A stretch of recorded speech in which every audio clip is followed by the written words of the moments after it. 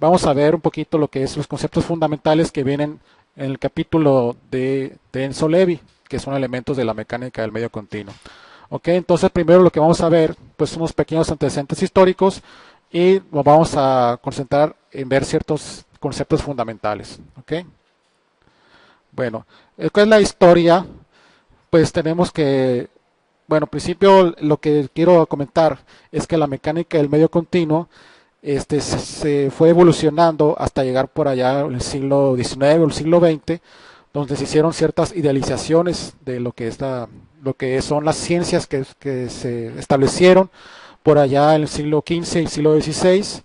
Esas ciencias pues fueron la resistencia de materiales, la mecánica de fluidos y la mecánica de suelos, ¿no? Entonces, todas esas idealizaciones se establecieron ya como a finales del siglo XIX o el siglo XX, ¿sí? Y bueno, ¿cómo empezó todo? Empezó, bueno, aquí lo que les decía, aquí existen varias ciencias.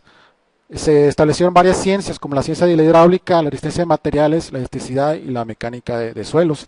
Eh, la mecánica de fluidos al principio era nada más hidráulica, pero después se juntó lo que es la hidráulica con la teoría de los gases y ahora se llama la mecánica de fluidos, ¿no?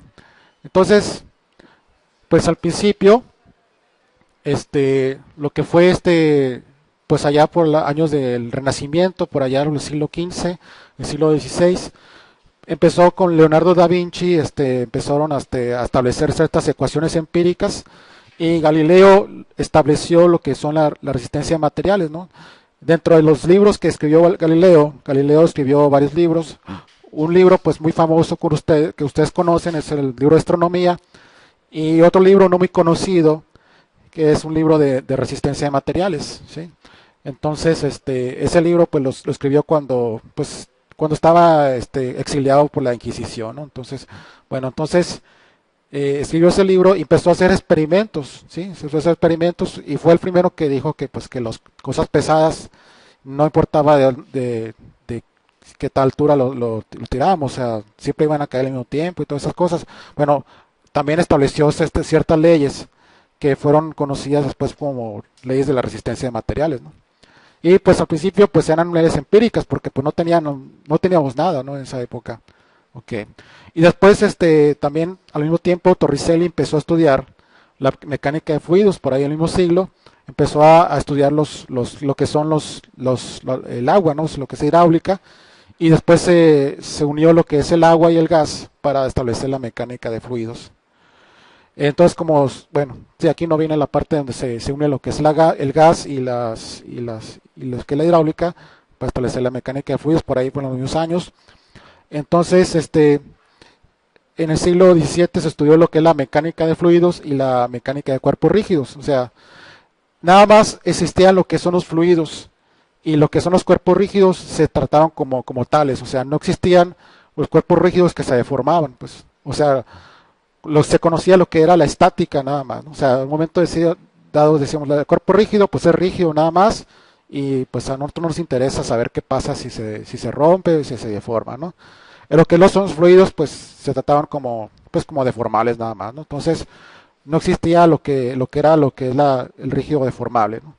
Hasta después, pues ya se empezaron a estudiar pues al mismo tiempo que son las vigas y columnas, ¿no? Lo que es Euler, Bernoulli y Lagrange. Empezaron a estudiar las deformaciones en casos muy especiales, ¿no?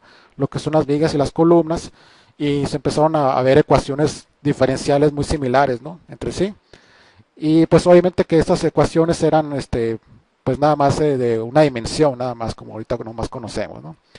Entonces pues ya esas ecuaciones en una dimensión se fueron extendiendo a dos dimensiones, a tres dimensiones, y ya por el siglo XIX lo que son Navier y Cauchy establecieron la teoría de la elasticidad, ¿sí?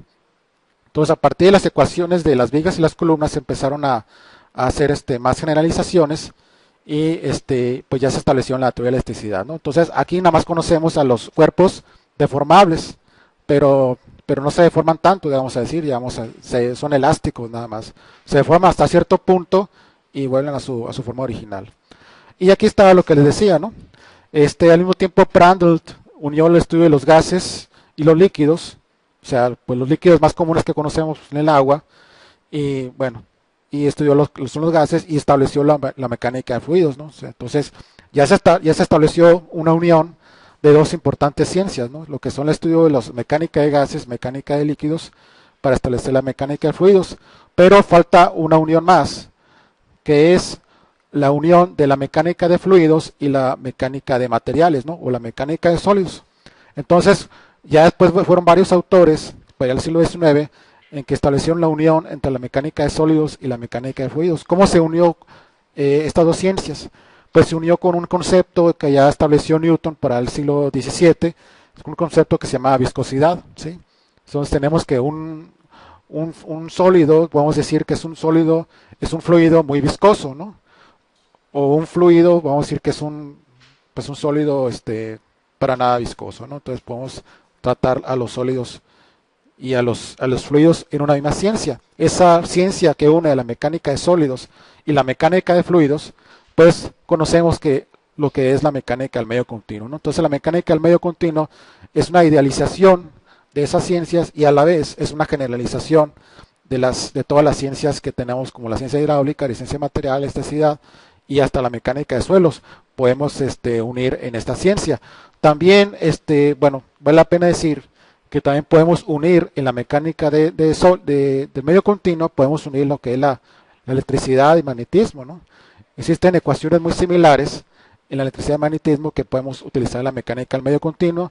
También existen ecuaciones de termoelasticidad, pero ahorita no vamos a estudiar tanto lo que es la electricidad y magnetismo porque nos complicaríamos un poco, ¿no?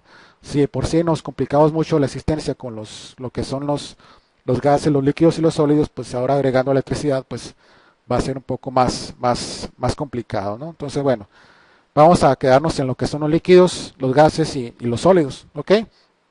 Que es lo que vamos a necesitar más para lo que es un ingeniero civil, ¿ok? Entonces, como les decía anteriormente, la mecánica del medio continuo es una generalización, ¿sí? O sea, nosotros no vamos a estudiar cada molécula del material, ¿no? ¿Qué pasaría si queremos estudiar cada molécula? Ah, bueno, ¿se me fue? Ok. Cada molécula del material. Pues simplemente que pues íbamos a necesitar demasiados cálculos, ¿no? O sea, no tenemos la capacidad para estudiar cada molécula de un material, ¿no? Dicho en otra forma, si queremos estudiar cada molécula del material, pues necesitaríamos una computadora del tamaño del salón, el tamaño de la escuela, ¿no? Aunque uno dice, no, pues ahora las computaciones están muy avanzadas y todo eso, pero eso es falso, ¿no? O sea, necesitaríamos una computadora aún a este tiempo demasiado grande si queremos estudiar todas las moléculas del material, ¿no? Entonces, ¿qué tenemos que hacer para evitar estudiar cada molécula y cada partícula del material? Pues tenemos que idealizar, ¿sí? Aquí está una idealización de lo que es la mecánica, de lo que es todos los cuerpos de una molécula, ¿ok? Entonces, para hacer esta idealización, pues vamos a tener que utilizar algo que, pues a lo mejor ustedes batallan o no sé si batallan mucho, que son las ecuaciones diferenciales, ¿no? Entonces vamos a utilizar mucho lo que son ecuaciones diferenciales, mucha integración para evitar estudiar cada molécula del material. Ok, bueno, vamos a continuar. Bueno, también tenemos un concepto muy importante, lo que es la isotropía. En la isotropía tenemos que un material se comporta de igual forma en todas direcciones, ¿sí? O sea que no tenemos direcciones preferenciales, ¿sí? O sea, si por ejemplo tenemos en un concreto, aplicamos carga, el comportamiento es similar si tenemos carga en este sentido, carga en ese sentido o carga en ese sentido. No tenemos direcciones preferenciales, ¿ok? Sin embargo, si tenemos la madera, si tú aplicas carga en este sentido, no va a ser igual si lo aplicamos en este sentido, ¿verdad? Entonces, podemos decir ahorita que la madera es un material que no es isótropo, ¿no? Entonces, es un material que se conoce como anisótropo, ¿no? Ok, bueno, este es un concepto importante que vamos a ver un poquito más adelante. Elasticidad, pues ¿qué significa elasticidad? Que si aplicamos una fuerza a estos granos se van a empezar a mover, se van a mover, y esta fuerza no va a ser muy grande, ¿no? Entonces, para hacer un material elástico, las fuerzas, las fuerzas son pequeñas, ¿verdad? Son pequeñas porque para que se mueva el material y se regrese al lugar donde está, ¿no? Entonces un material elástico se mueve a este lugar y se regresa al mismo punto. ¿Qué pasa si no es elástico? Pues nosotros aplicamos la fuerza y ¿qué pasa?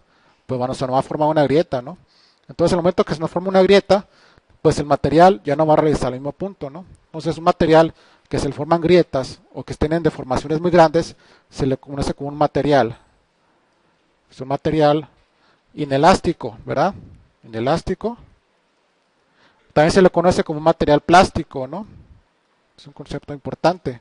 Un material plástico, o podemos decir que es viscoplástico, etcétera, ¿no? También tiene diferentes nombres. Viscoelástico no, porque viscoelástico vuelve al mismo punto, ¿no? Vamos a ver un poquito más adelante lo que son lo que es la viscosidad, ¿no? Pero bueno, propiedades del material. Ok, bueno, entonces el material se distribuye en forma uniforme en todas partes.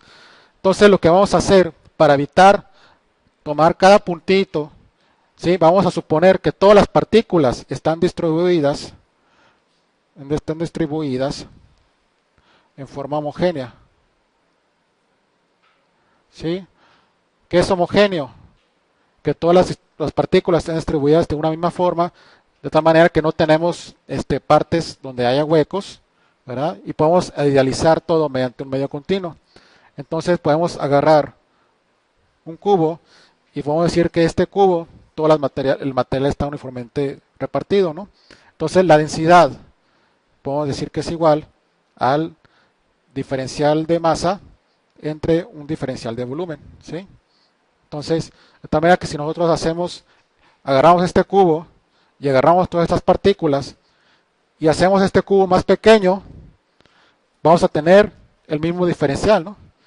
Agarramos este cubo más pequeño, este cubo más pequeño, un cubo más pequeño. Entonces el límite, vamos a agarrar el límite cuando delta B tiende a 0, va a ser igual a que agarramos un cubo grande, a que agarramos un cubo pequeño, ¿no? Entonces es una idealización que vamos a hacer nosotros, ¿no? Entonces vamos a decir que todo el cubo, los materiales se distribuyen de forma uniforme, ¿no? Okay.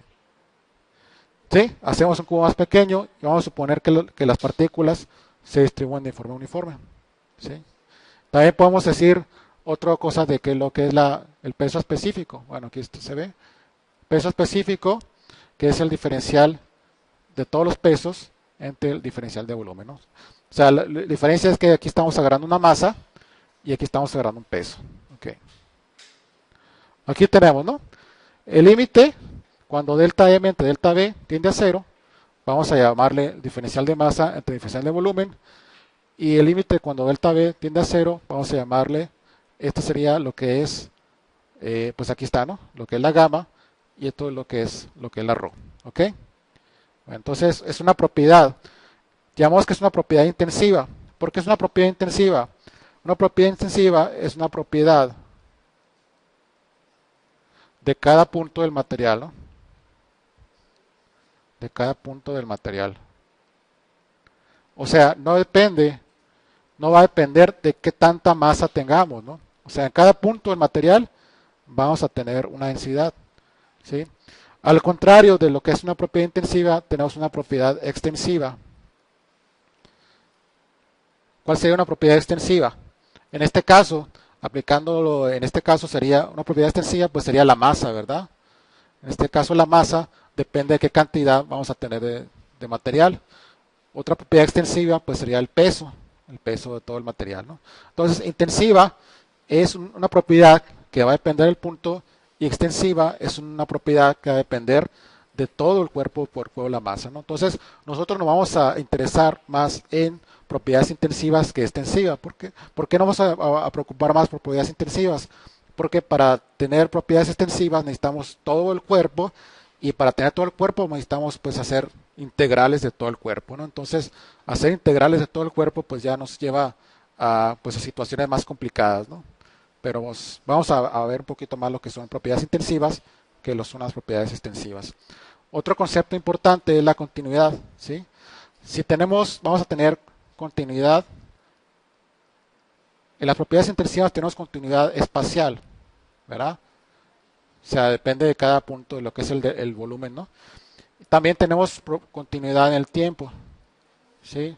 O sea que no van a existir lapsos de diferencias de tiempo.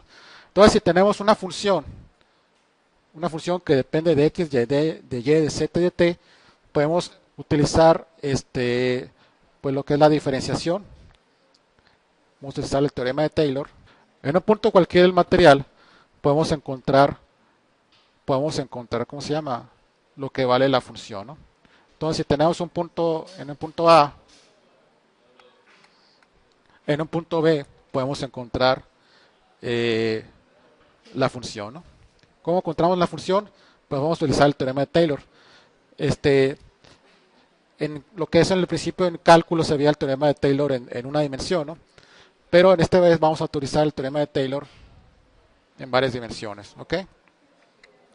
Entonces, utilizamos el teorema de Taylor y podemos encontrar una función, ¿no? En cualquier punto. Bueno, otro concepto importante son las deformaciones isotrópicas y distorsionales. Una deformación isotrópica implica cambio de volumen.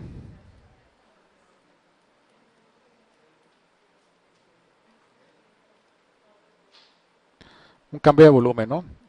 Entonces, la deformación es una propiedad intensiva, ¿ok? Entonces, aquí la deformación va a ser igual. Ustedes ya conocen, es igual a delta L entre L, donde L es la longitud inicial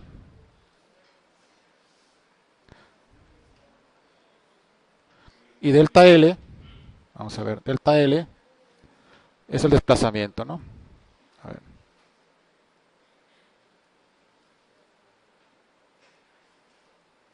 ¿Ok? Entonces, en este caso, pues vamos a tener en este cuerpo que tenemos los puntos A, O, A', O' y B'. Este punto se va a desplazar al punto A, O y B, ¿sí? Entonces aquí vamos a tener una cosa que es deformación y vamos a tener otro concepto que es una deformación angular, ¿sí? O sea, al mismo tiempo que este se desplaza de O a B, se desplaza O' a B', al mismo tiempo vamos a tener una deformación angular, ¿no? Que la vamos a llamar gamma, ¿sí? ¿Sí? Entonces, esta deformación se llama gamma. Si se basa en este sentido, vamos a decir que esta es una deformación positiva, y si se expande en este sentido, va a ser una deformación negativa. ¿Ok? Bueno, vamos a ver un poquito más adelante lo que es pues este concepto, ¿no? Entonces, lo que es ya vimos lo que es la deformaciones. Dilatación volumétrica es cuando tenemos un cubo, digamos que está en morado, se va a expandir, ¿no? Esta va a sufrir una deformación volumétrica, ¿sí? Entonces, una deformación volumétrica vamos a tener de un cubo que tiene dimensiones A, B, C, se va a deformar a un cubo con dimensiones A por 1 más la deformación en A, vamos a ver que es una deformación en A, por B por 1 más la deformación en B, por C por 1 más la deformación en C, ¿ok? Entonces, esto sería un cubo que se dilata, y estas deformaciones también pueden ser positivas o pueden ser negativas, ¿no? Si son negativas, se pueden contraer, ¿no?